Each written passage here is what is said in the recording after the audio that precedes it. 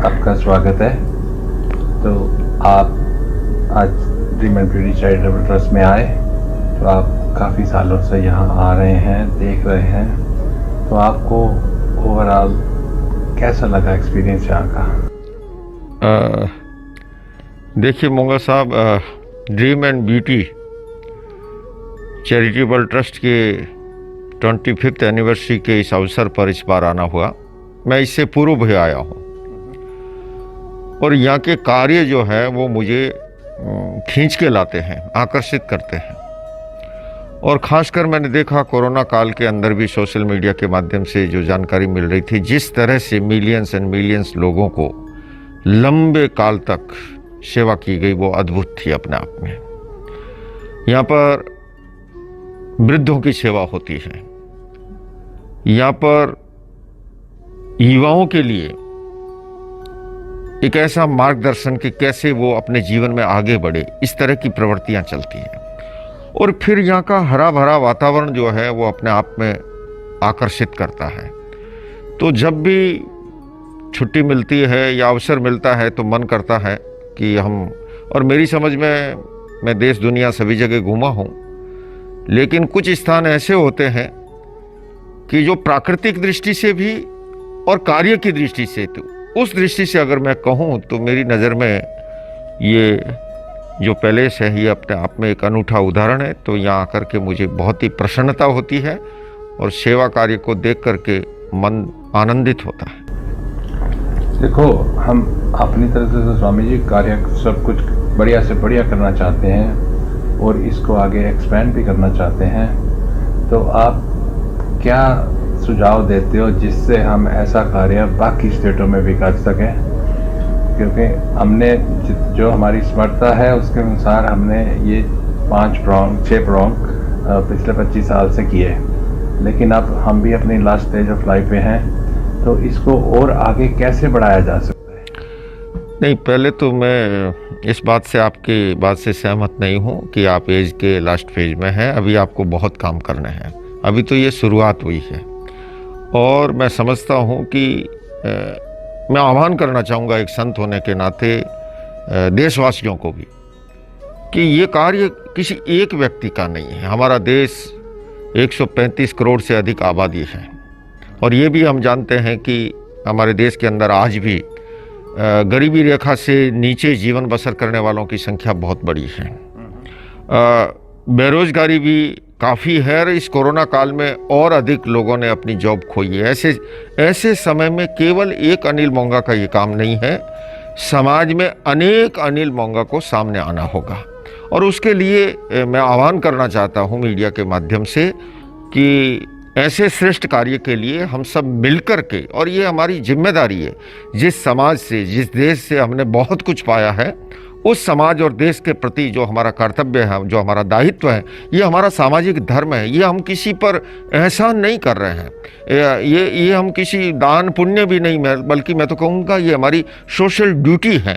और उसके लिए और लोगों को आगे आना चाहिए कि जिससे कि, मैंने प्रातःकाल भी अपने संबोधन में कहा कि जैसे हमारी हिंदू परंपरा में 4 पीठों का शंकराचार्य जी ने जो स्थापना की थी, उसी तरह से हम शुभारंभ 4 से चलें, आगे वो 24 तक भी पहुंच सकता है। लेकिन एक स्वप्न संजोए, आज जब सिल्वर जुबली हम मना रहे हैं तो हम एक ऐसा संकल्प करें कि इस तरह से हम देश के चारों कोनों के अंदर ऐसे स्थान जो है स्थापित करें।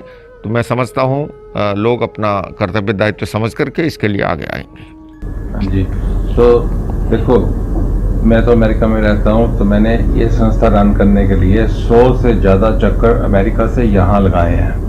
मेरे लिए ये एक पैशन है। जैसे लोग गोल्फ खेलने जाते हैं, कोई गेम देखने जाते हैं, उस तरह जब मैं आके ये कार्य करता हूँ तो मेरे दिल को खुशी मिलती है और सेटिस्फैक्शन मिलती है। तो ऐसे हम प्रेरणा लोगों में कैसे जगा सकते हैं?